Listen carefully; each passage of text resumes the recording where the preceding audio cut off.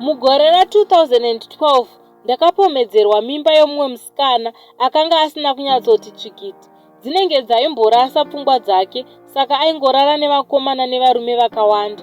Paakaita nhumbu akobva arotomoka kuti ndini muridzi. Ini ndifunge kuti ndogara naye sei. I hatched a plan. Ndakaenda padhemu riri muvhillage medu ndokubvisa nhumbi dzandainge ndakapfeka ndokudzisiya mumucheto wemvura, ndokupfeka dzimwe, ndokubva ndasenda meseji kumba ndichivaudza kuti ndazviwidzira mudhamu. Ini ndokutiza ndakaenda kuGwanda, ndokuzojamba ndichipinda kuBotswana, ndokuzopinda muGoli pasina kana wandaiziva.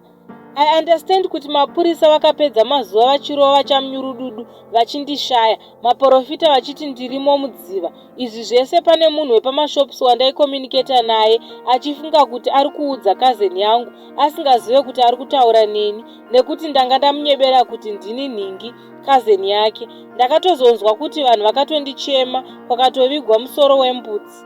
Kuno kwandiri ndakasvikogara nemusquat wekuMpumalanga. Ndine vana 2 naye. Ndinotoshanda kumagame reserve, asi mumwe mwoyo wakundiudza kuti imbodzokera kumusha, asi ndiri kutya makosta andakaitisa vefamily nevehurumende kutsvagana nemunhu mupenyu, plus death certificate rakatotorwa. I hope so. Ndoita sei apa? Ndiri kuda passport yekuti ndichinjise mapepa ndigare nemhuri yangu yandinayo kuno, and mhuri yandinayo iyi vanodawo kuziva hama dzangu. Ndibatsirewo hama dzangu kuti ndoita sei panyaya iyi.